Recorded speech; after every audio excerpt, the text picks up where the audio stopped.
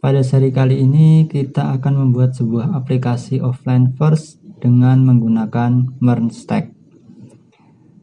Jadi di sini kita akan menggunakan MongoDB, Express, React, dan Node.js untuk membangun aplikasi offline first.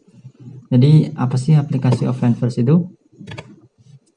Jadi pada dasarnya aplikasi offline first adalah sebuah metode atau paradigma yang digunakan agar aplikasi dapat berfungsi secara normal tanpa dipengaruhi oleh koneksi internet dan biasanya punya fitur sinkronisasi data.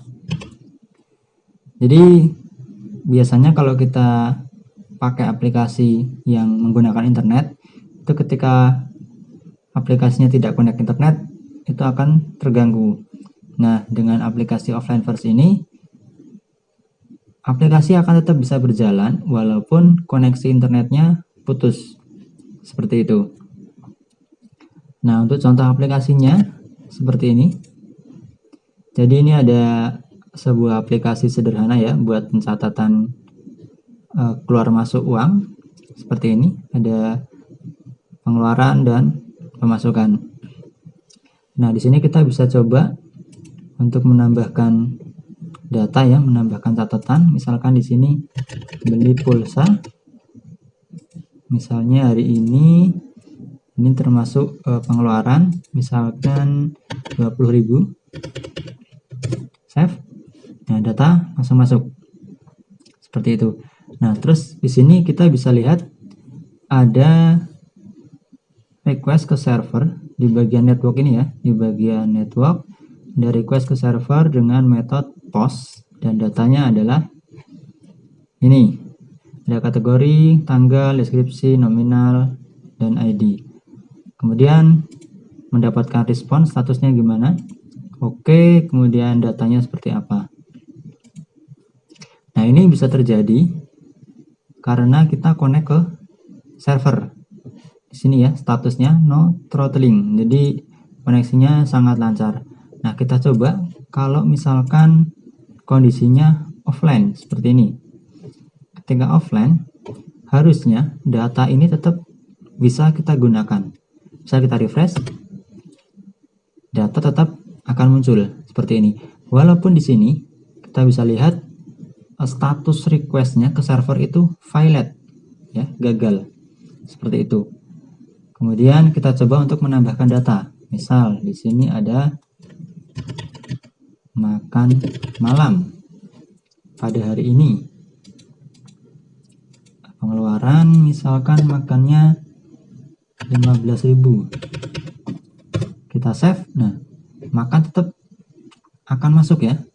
Walaupun di sini request untuk pengiriman datanya gagal di sini.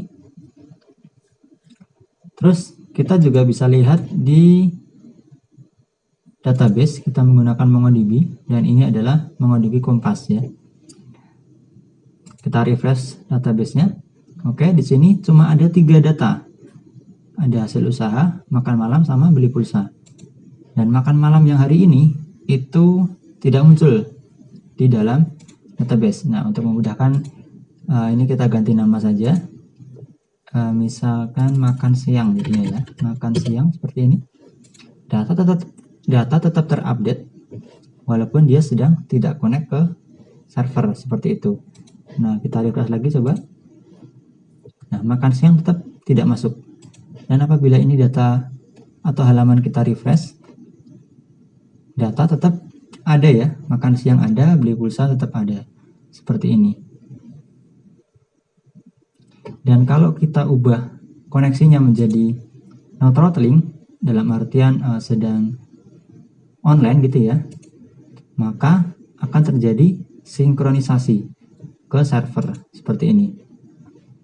Dan sekarang data di dalam database otomatis akan sama dengan yang ada di aplikasi kita. Nah, sekarang makan siang sudah masuk ke dalam database. Seperti itu. Nah, bagaimana ini bisa terjadi?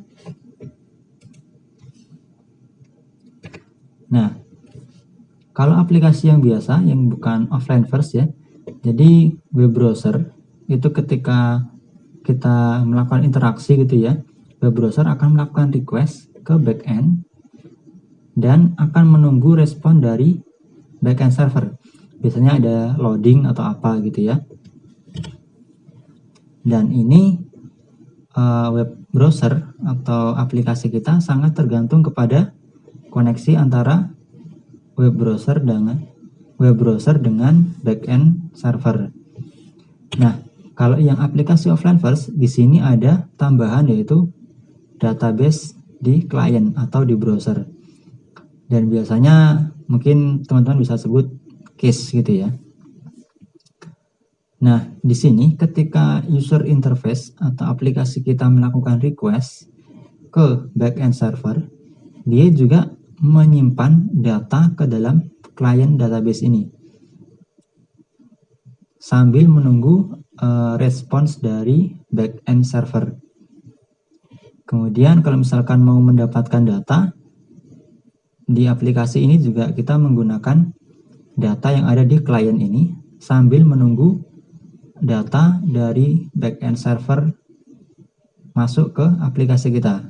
Seperti itu. Kalau misalkan di sini terputus, kita hanya akan menggunakan client DB ini.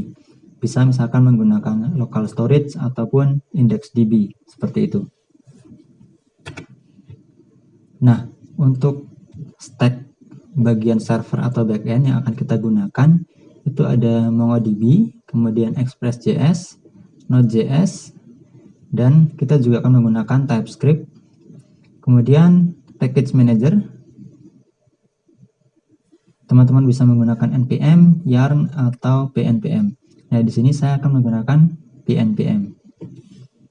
Kemudian untuk bagian front-end atau client, itu kita akan menggunakan React.js, kemudian TypeScript juga. Kemudian untuk client DB, itu kita akan menggunakan IndexedDB dengan bantuan Dexy.js. Kemudian untuk package manager sama, teman-teman bisa menggunakan npm, yarn, atau pnpm, dan saya akan menggunakan pnpm. Kemudian untuk UI-nya, untuk UI aplikasi, saya akan menggunakan Tailwind CSS. Seperti itu. Nah, kira-kira itu gambaran dari aplikasi yang akan kita buat. Untuk video selanjutnya kita akan membangun sisi server atau backend-nya. Jadi, sampai jumpa di video selanjutnya.